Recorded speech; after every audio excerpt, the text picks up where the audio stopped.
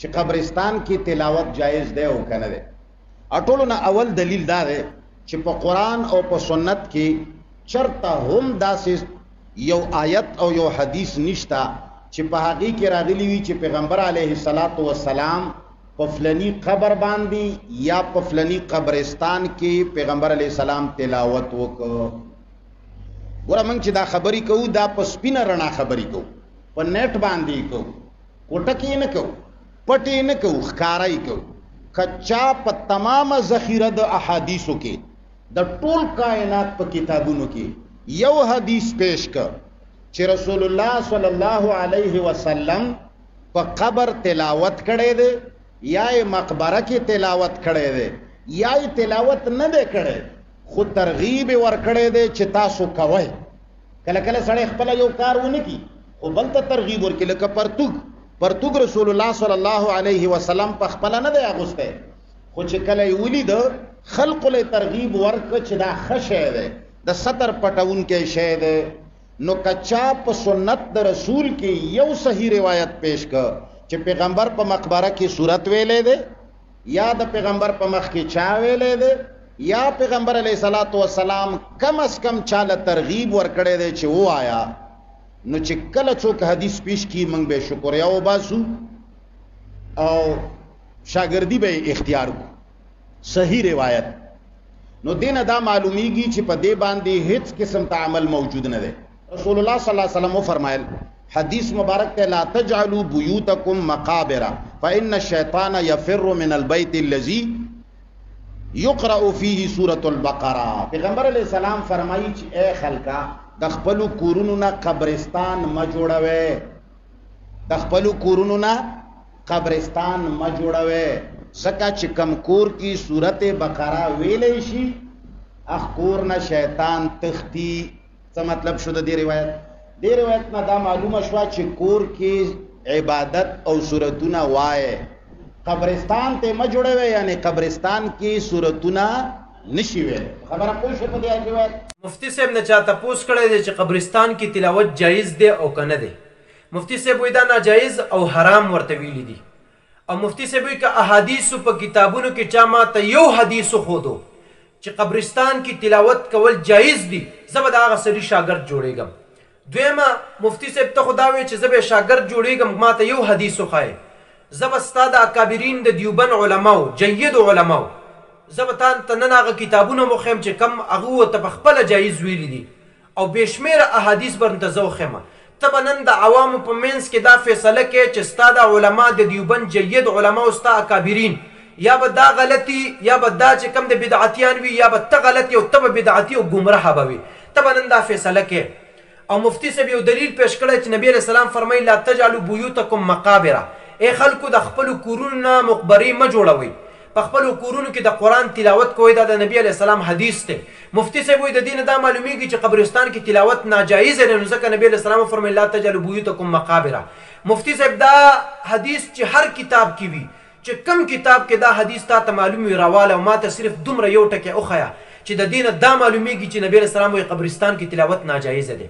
ته څومره غلط استدلال د دې نه کوې. د دې مقصد دا نه دی چې خپلو کورونو نه قبرستان مه جوړوئ، د دې مقصد دا دی چې قبرستان کې تلاوت جایز نه دی. دا کوم ځای راغلی دي؟ دا خو له سره په حدیث کې شته دی نه، د ناجایز ټکی خو له سره شته دی نه. د دې مقصد دا دی علماو نه تپوس وکړه. علما کرام فرمایي د دې مقصد دا دی نبی علیه السلام فرمایي لا تجعلوا بیوتکم مقابره، د خپلو کورونو نه قبرستان مه جوړوئ. څه مطلب؟ مطلب دا دی چې لکه څنګه قبرستان کې مړي تلاوت نشي کولی داسې تاسو هم د ځان نه مړي مه جوړئ، په خپلو کورونو کې د قرآن تلاوت کوئ. علما فرمایي کم د الله تسبیح کوي کم خلک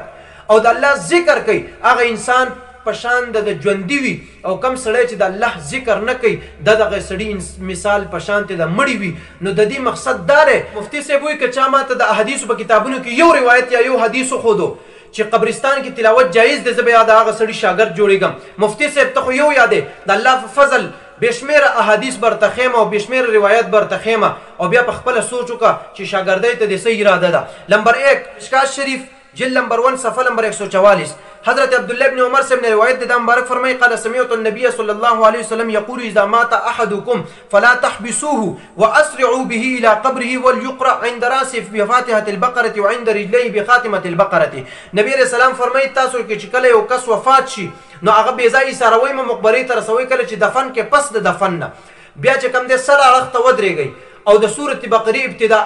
آیتونه پې ولولئ او بیا خپو طرف ته ودرېږئ او د سورة البقرې اخرني آیتونه پې ولولئ. دا حضور پاک صلی الله علیه وسلم په خپله دې ته امر کړی دی چې تاسو داسې عمل کوئ. او دویم روایت حضرت علی رضی الله تعالی عنہ مبارک فرمای من مر على المقابر وقرأ قل هو الله احد 11 مرة ثم وهب اجره للاموات اعطي من الاجر بعدد الاموات. حضرت علی سے فرمای که تاسو په مقبره تیریږئ او څوک 11 کرته چې کم دی قل هو الله احد ولولي او بیا چې کم د دې ثواب دی مردگانو ته وبخي، الله رب کریم به دی ویونکي ته چې د مقبره کې څومره مردگان دي الله به د دې په شمیر باندې دی چې کم د دې ویونکي ته اجر ورکي. که چېرته کې قرآن ویل په مقبره کې ناجایز وي نو حضرت علی صاحب به د دې تعلیم نه ورکړی. دریم روایت حضرت امام احمد بن حنبل رحمه الله فرمای اذا دخلتم المقابر فاقرؤوا بفاتحة الكتاب والمعوذتين قل هو الله احد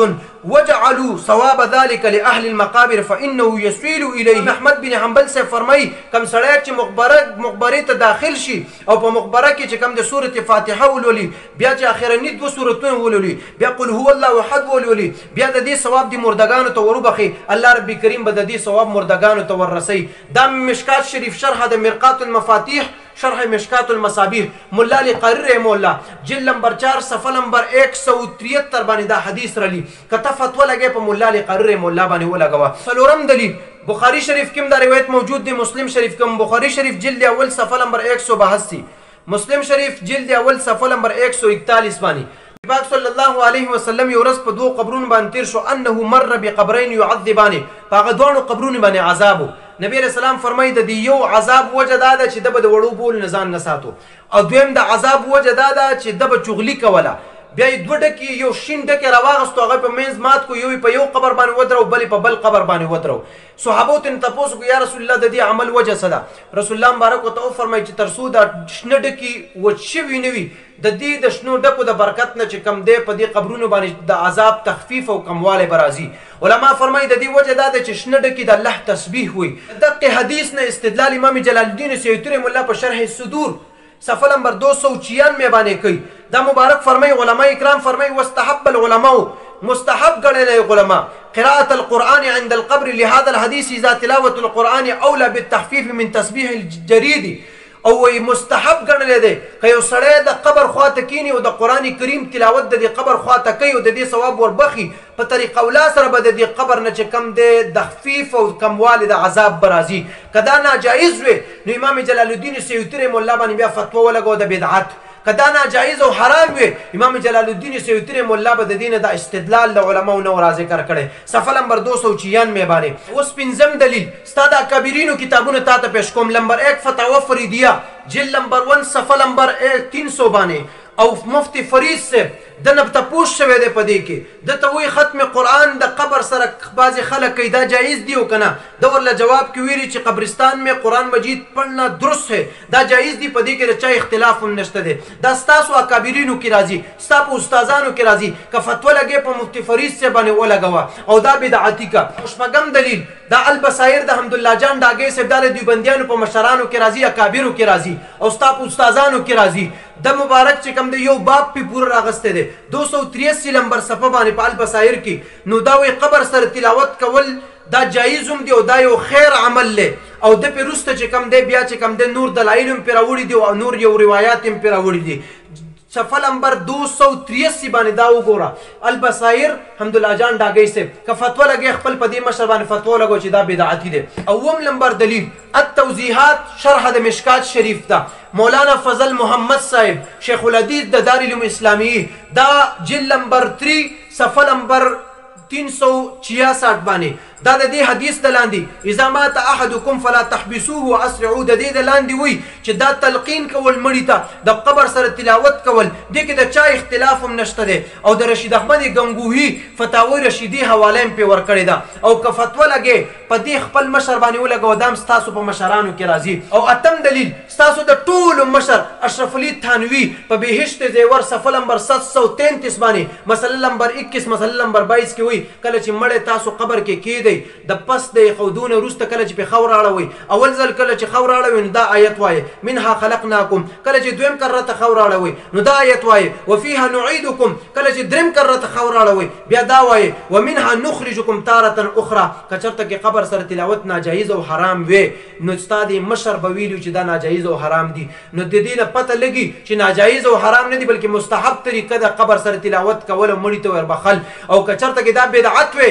نو استاد مشر په طریقه ولا سره بدعتي دي دویم بیا په مسله نمبر 22 باندې وي کله چې تاسو مړی دفن کې پس د دفن نه چې کم د قبر سره لګي سار شي او بیا د مغفرت دعا ورلو غواړي قرآن پڑھ کر اس کا ثواب اس کو پہنچانا مستحب ہے قرآن ویل او د دې ثواب مرده ته بخل دا مستحب طریقه ده نو ستا مشر وی مستحب ده که بدعت ټاپه لګي په خپل کابرینو په خپل مشرانو ولګوه خلکو ته مخایا چې زما د مشران ټول بدعتیان دي زه صحیح یم ته نن فیصله وکړه ته صحیح که ستا د مشران صحیح دي نن ته خلکو مینس کې دا واضحه کا او که دا نشي واضحه کولی نو د دې نه معلومیږي دا چې ته د ټول نه لوی غلی ستا په خپل مشرانو اعتماد او عقیده دي صحیح نه ده او خپل مشرانو کتابونه دې نه دي کتلي احادیث دې نه دي کتلي